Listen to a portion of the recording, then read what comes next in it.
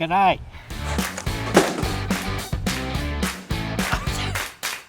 Most of you who have been watching my videos for a while know that I'm a member of my local photo society. The Yarra Ranges Photographic Society is their website, and they do some brilliant stuff. Been a member for quite some years now. They're fantastic. If you've got one in your local area, check them out. Recently they had a workshop. They have workshops once a month. This last workshop was a phone workshop. Yeah, a whole bunch of photographers getting around to learn more about phone photography. So I thought, from that I'll take a month and I'll use my phone as my go-to camera. We're going to see how that went. I took my phone out on all my shoots as well as my cameras because I'm not stupid, and tried to take the same photos with the phone as I was getting with my cameras. The phone I had is the one I bought some years ago now. It's a Google Pixel 4. They're up to the 9, so that's how old this is. But in its day, the camera setup in this was tested against the other cameras of its level, and it was a pretty clear winner even against the iPhone. So that's why I bought this Google Pixel 4 for the camera, and it's done a really good job over the years. The 9 now starts at about $1,400 and then goes up to about $2,500 for their super duper foldable Google 9. So yeah, I'm not tempted to go and splash out a lot of money on that. This still does a really good job. So I took my cameras and the phone out to different shoots. I tried documenting what I was doing on my photo shoots, so I was taking photos of what I was doing. I tried astrophotography, the comet that was cruising around for several weeks. I tried on portraits, I tried on macro, and here are some of those pictures that I got from my phone.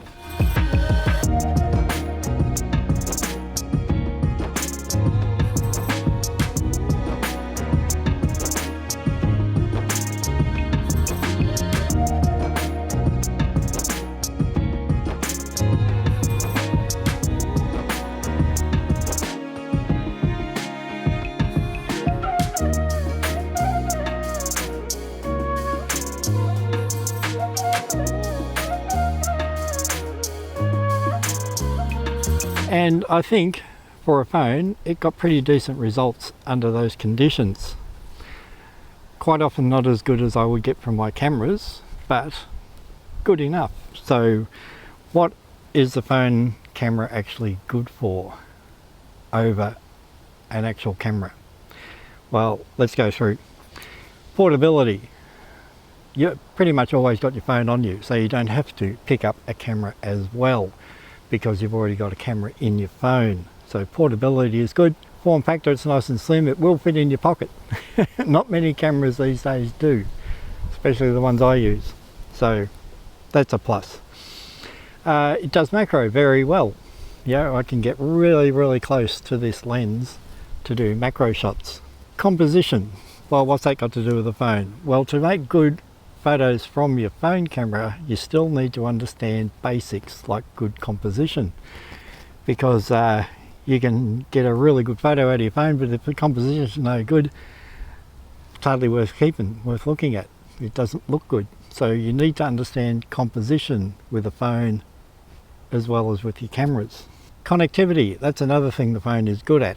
I can take a photo with this phone, and in the same device I can then email it, put it on socials.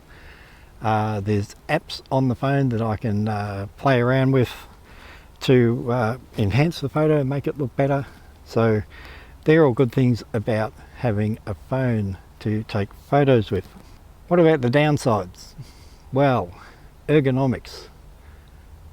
They still make phones as terrible cameras to hold. You have to be really careful where you put your fingers, because there's buttons on the side that will change things, and you've got to keep your fingers off that.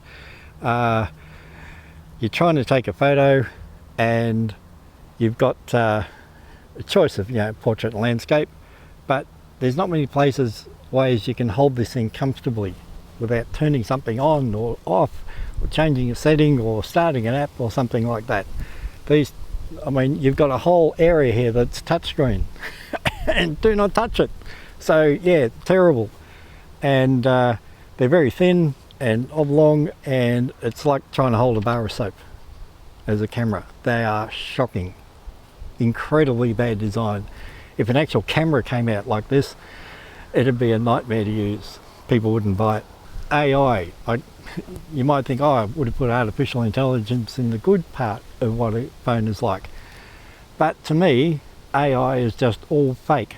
The less AI in my photos, the better.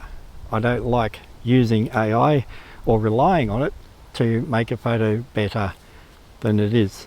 I put AI in the bad column because it is all fake. Lenses. Okay, this has one lens, an extremely good one though.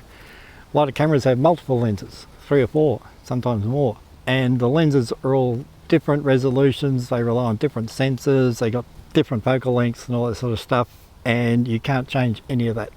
You can change which lens you use, but you can't change anything about it.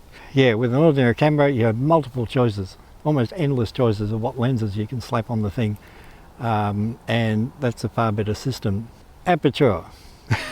Oh, you can't control your aperture on this. Some people say, oh, you can get apps where you have a slider for your aperture and all that. That just changes the light and the dark. It's not an actual physical aperture, and a camera needs an aperture that you can control. You can control the amount of light, you can control the depth of field, all that sort of stuff. You can do that with a camera, easy. You've always been able to since they were made, more than a century ago. Phones though, they're still lagging behind on that. So that's a downside. Your depth of field comes from the aperture. So that's where phones rely on AI for that sort of thing. You put it in portrait mode and it artificially softens the background around a person. And they have been improving on that. The early phones, you'd lose half your hair and blur it out. They're getting a bit better at that sort of thing, but it is all fake. So depth of field you can't control properly with a phone. They're all the downsides. And to me, they're pretty major. Not being able to control and choose your lenses, not being able to control and choose your aperture, not being able to control and choose your depth of field are all downsides to me as a photographer. So phones just don't cut it in that area. That being said, I did use my phone for the month, went out and got some pretty good results in certain circumstances. But they're sort of like a limited version of an actual camera. There's plenty of things I use the camera for that the phone just isn't any good at. And that's without even talking about long lenses, 200, 300, 400mm lenses. Nothing in this phone or any phone will do that sort of thing properly. If you're expecting me to say, yeah, I went out with my phone for a month and now I'm going to ditch my camera because phones are so good and everything. Yeah, no, they're not. And they haven't been good for years. And they're still not good. I'm sticking to my cameras. I'll still always carry my phone around because there's one thing a phone can do that no camera can do: make phone calls. Horses for courses. If you want to really get into photography and control your images and have that ability to produce the results you want, use a real camera. If you want a camera that you can carry around and take average sort of shots in average sort of conditions, then okay, you can pick up your phone. But you're going to be stuck in this little square of what a phone can do, and nothing outside it will be in your hands. You won't be capable of it. So a phone is a good backup. It's a good thing to carry around as a camera. But in all the years of them putting out smartphones, the major development has been on the camera abilities of your phone. But taking photos, that's where all the money and time and energy and engineering and development and research has gone into, and they're still lagging significantly in so many areas. So no, I'm not going to be converting all my photography to phone.